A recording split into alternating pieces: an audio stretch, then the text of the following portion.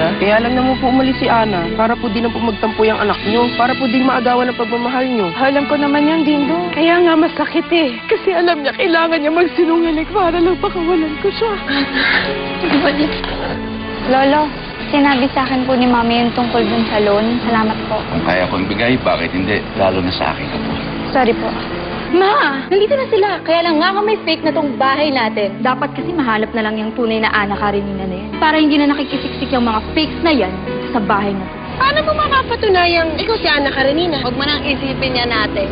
Pruweba naman ako na ako ang tunay na ako. Ganda ko pang bagay na bagay sa iyo. Stupid. Sinong stupid, ha? Ikaw sumusobra ka na, malilinstik ka sa stop! Huwag na nating patulan yan. Apo pa rin siya ni Lolo. That's right. Kaya kung ako sa inyo, huwag kayong aarte-arte dito. I hate seeing garbage in this beautiful house. Nakakaloka yung Carlong yun! Naku, batang-bata pa ako. Baka high blood din ako agad. Diyos ko, Lord, tulungan mo ako. Baka hindi na ako makapagpigil. Oh, talagang nakakainis si Carla. Uy, sorry. I forgot na naimatay ka pala pag nakikita mo ako. Hindi. Kaya ko to. Medyo nahihilo ko, pero parang kaya ko na. Parang kaya ko nang tumingin sa'yo.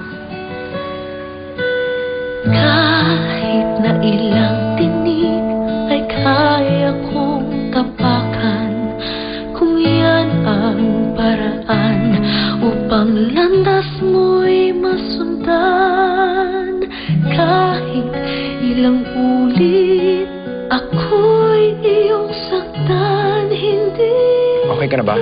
kita maaring iwanan.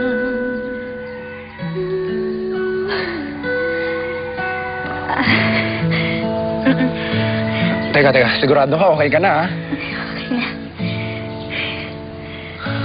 Ang galing. Ang galing mo, hindi ka na nahihimatay, ha? Hindi, Karen, gusto ko lang sanang sabihin sa'yo na pasensya ka na sa inasal ni Carla. Ganun talaga yung babaeng yun, eh. Hindi. Kung tungkol sa kanya, wala na yun. Pinalampas ko na yun para kay Lolo. Alam mo, ang laking kabaliktaran yung dalawa. Kasi ikaw ang bait-bait mo sa akin. Bakit nga ba ako mabait? Dahil siguro mabait din ako. Mukha kang mabait. Hindi, mabait talaga ako. Yan, nakakatawa ka pa. Tapos ang sarap mo rin kausap. Alam mo, napapangiti mo nga ako, eh.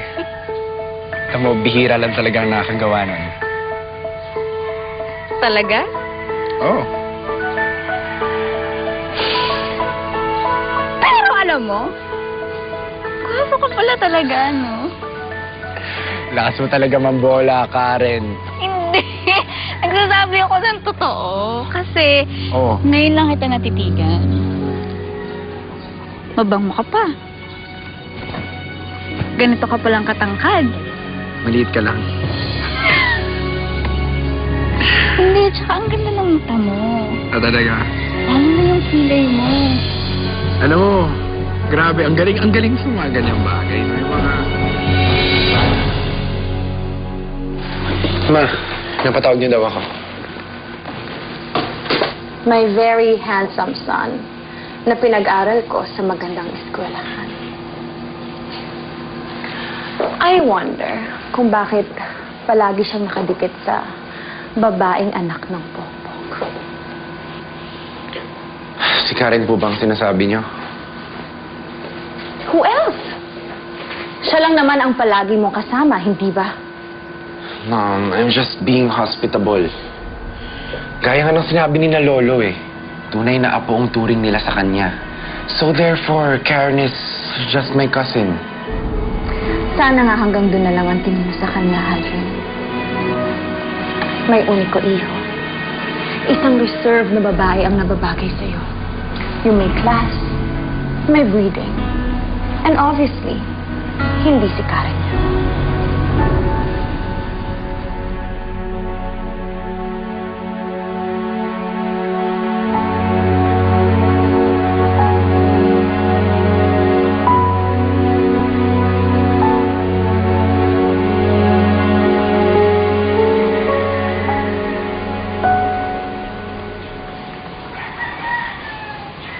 Maganda, di ba? Alam mo ba na yan ang pinakamahal na species ng orchid dito sa Pilipinas? Ah, opo, ang ganda-ganda po. Tsaka mukhang mamahalin po talaga. Pero wala po kasi akong hilig sa mga bulaklak eh. Kayo po ba mahilig sa mga ganyan? Mahilig ako sa lahat ng magaganda.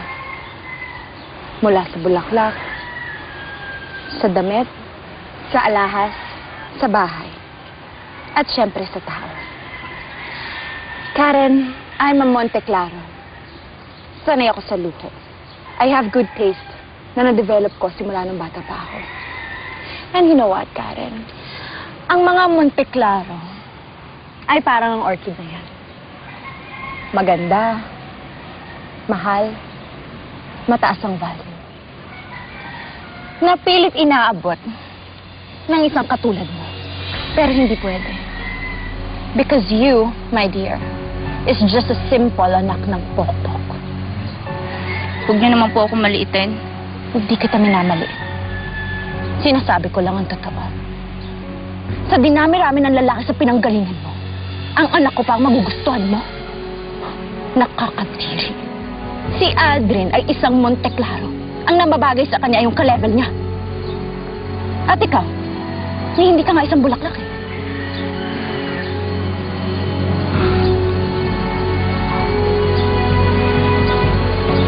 Isa ka lang damo na tinatapak-tapakan.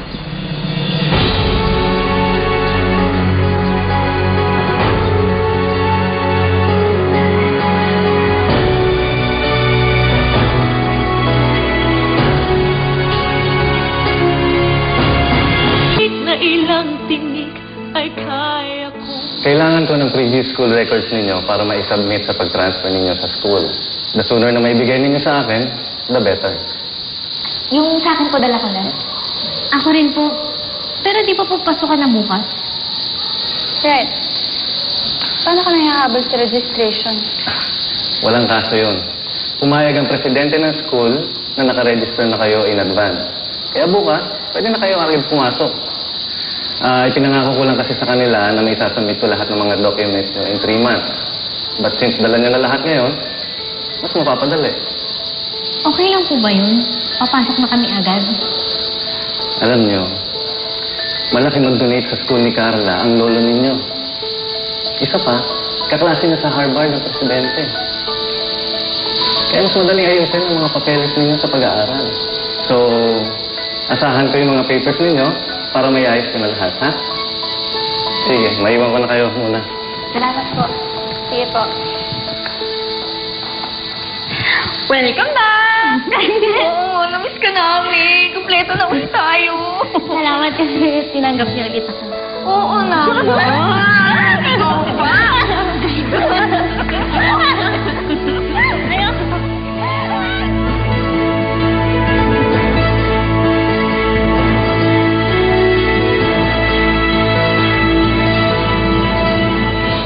You look so beautiful, Carmela. Thank you. Alam mo, the last time you were dressed like this, nung dibo ni Maggie 15 years ago, yun din ang huling araw na naging masaya ako. I remember that day. Pero tapos na yun, nakaraan na. We have a bright future kasi andito na ang mga apo natin. I know. Let's live the present. Yes. I love you. And I love you. Oh, alas na.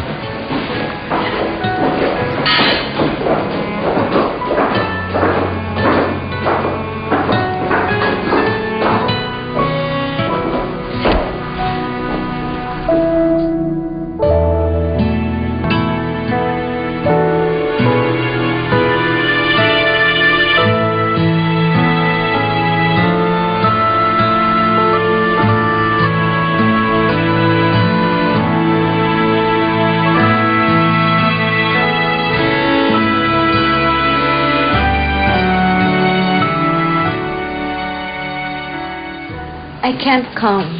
Inaatake na naman ako ng migraine ko. Huh? Hindi mo madadaan sa gamot yan? Eh, second time mo nang di makakatay ng dinner dahil sa migraine mo eh. No, Abel. At alam mo kung bakit sumasakit ang ulo ko. Kaya, go ahead. Enjoy the night with those fake Ana Kareninas. Okay, Carla, let's go. Ma, hindi ka naman sasama, di ba? Hindi na lang din ako sasama. I don't wanna mingle with those fake Ana Kareninas. No, Carla. Sasama ka. Ma! Carla, kapag hindi ka sumama, tuluyan ang maaagaw ng mga Ana Karenina na yon ang lolo't lola mo. Dapat matuto ka mag-effort na mahalin ka.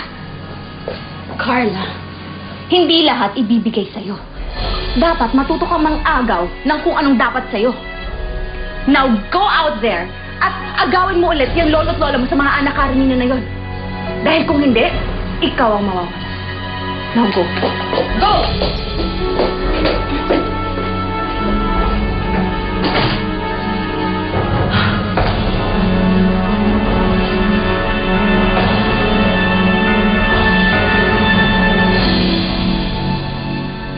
Ang gaganda na po natin, Carmela. Oh, yes.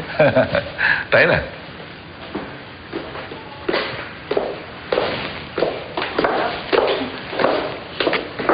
Ana? Sige na, Nina.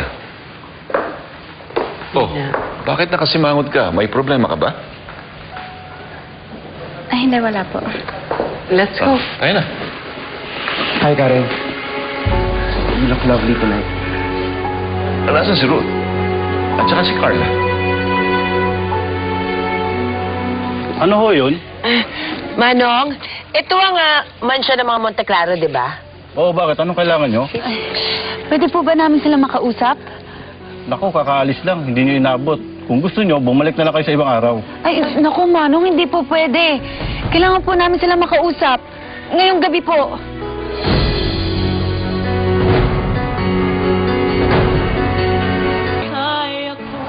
Sige, Manong, pakibukas. Ano po yun? Anong kailangan nila? Pwede po ba namin makausap ang mga Monte Claro? Nandito po ba sila? Wala eh. Umalis sila?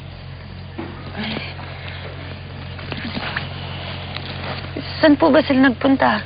Nako, hindi namin pwedeng sabihin ng kahit na anong impormasyon tungkol sa mga amo namin eh. Pwede bumalik na lang kayo ulit, ha?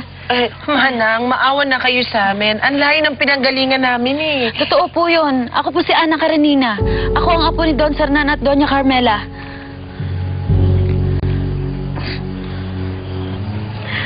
Alam mo, lumang tugtugin na yan eh. Doon sa dati namin tinitiran, libo-libong bata na ang nagpunta at sinabing sila si Ana Karenina. Pero ayun, lumabas, peke naman. Manang, parang awa niyo na po. Kailangan ko po talaga magpakilala sa kanila. Ako talaga ang tunay na Ana Karenina.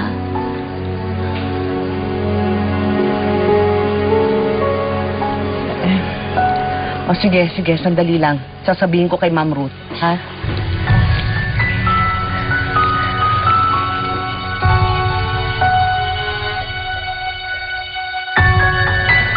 Gusto kong mag-toast tayo para sa aking anak na si Manny.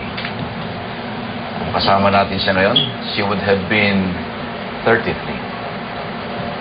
Pero dahil sa ginawa ko, Sure na. I'm sorry.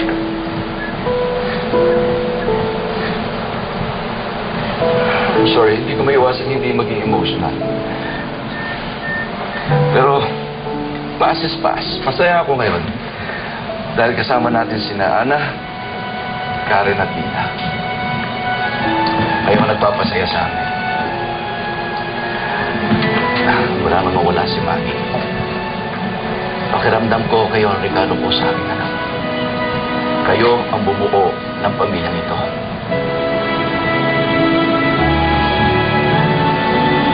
Cheers. Cheers.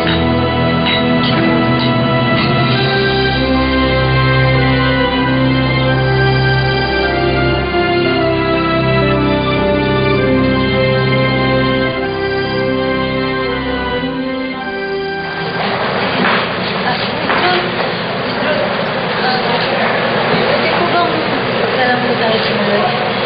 Bakit po kasi nasuot namin ngayon eh? Okay lang naman po na maghintay na lang kami sa bahay niyo. No. Hindi pinaghihintay ang ganitong klase ng balita. Besides, wala kang dapat ikahiya. That is, kung ikaw nga ang tunay na anak Karenina Monteclaro.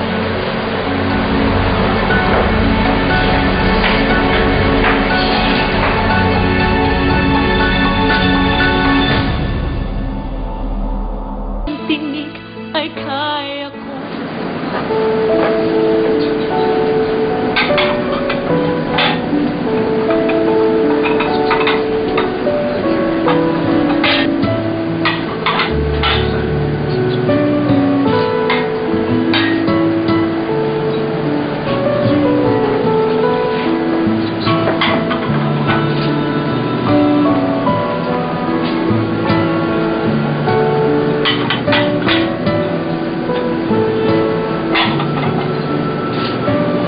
Okay, kumain na tayo.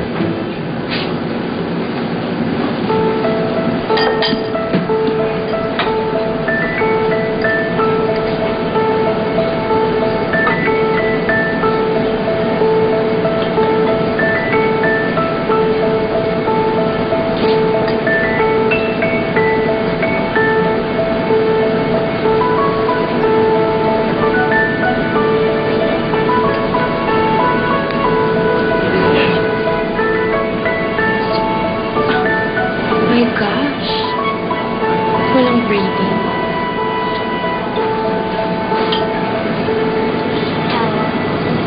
Lolo, Lola, paano po ba si Mama? Mami Maggie, anak. Tatawagin niyo siyang Mami Maggie, ha? Opo. Lola, matanong ko lang. Kamusta po siya noon?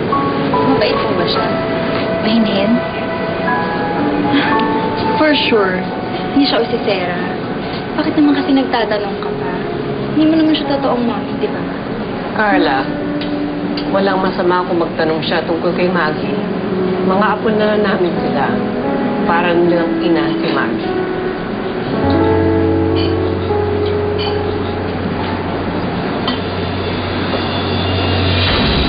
Hindi pa pala ako late. You just started. Akala ko ba masakit ang ulo mo? Mabuting nakasunod ka.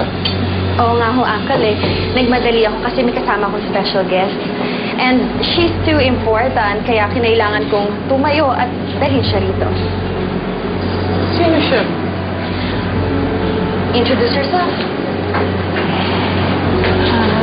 Ako po si Ana Karenina Monteclaro. Ako po yung nawawala niyong apo.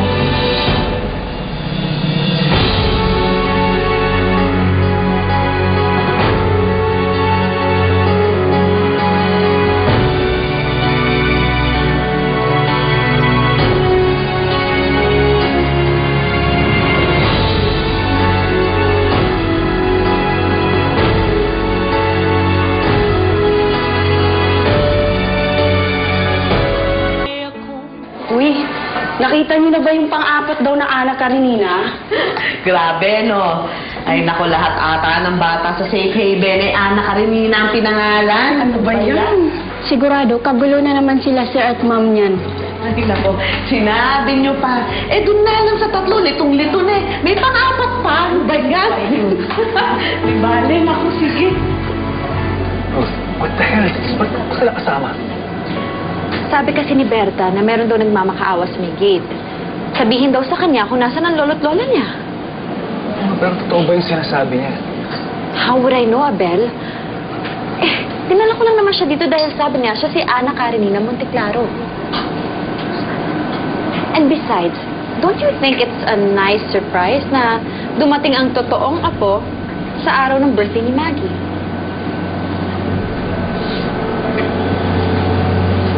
Totoo ba sinabi mo na ikaw si Ana Karenina?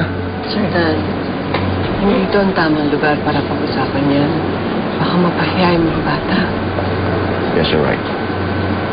Ben. Excuse me. Yes, sir. We need another private. Okay, papanda ko po agad.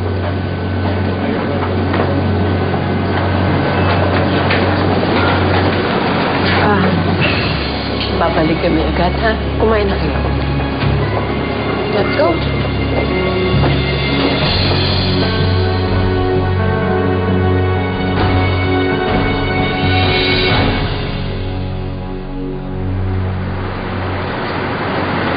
Totoo ba yung sinabi mo na ikaw si Ana Karenina Monteclaro? Ang anak ni Maggie? Ang aming apo? Opo, ako nga po ang taong hinahanap niyo. Meron ka bang pruweba? Nasaan na yung birth certificate mo? Birth certificate po ba? Ito po, oh. Sir.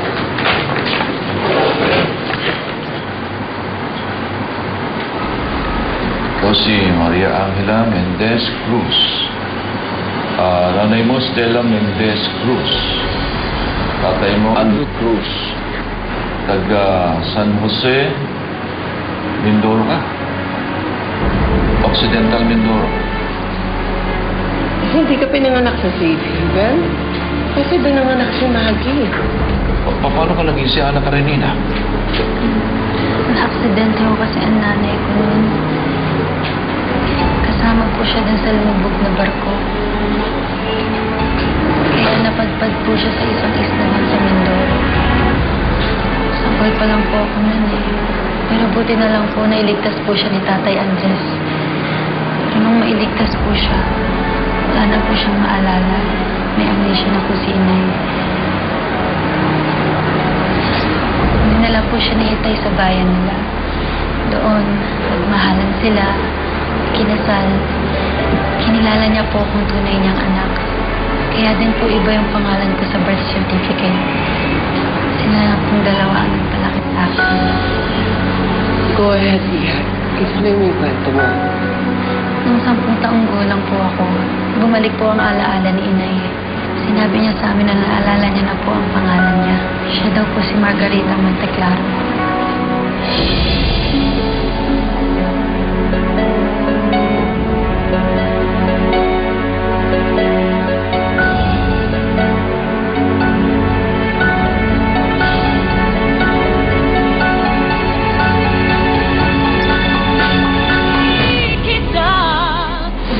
Sa akin may pruweba ka na pag pinakita mo agad kanilang tatanggapin. Meron po akong pruweba. Ito po. Oh my God! This is unbelievable. Ano ang gagawin natin doon sa tatlong nasa labas? Ipapahatid ko na ho ba sila sa driver sa kanilang bahay? Ano ba dapat nating gawin? Hindi ko na talaga kaya. Nakakakaba na nakakabaliw na hindi ko talaga alam. Ano na bang mangyayari sa atin? Nakapag-desisyon na kami, Carmela. Alam ko naman, hindi natin kadugo si Maggie. Pero, bakit nung nakita ko si Angel, wala akong naramdaman ng lukso ng dugo? Mabait si Angel. Pero tama si Carmela. Wala akong nararamdaman dun sa bata. Hintayin na lang natin yung result. Kung di naman sila match ni Brent, hindi pa rin siya si Ana Karenina.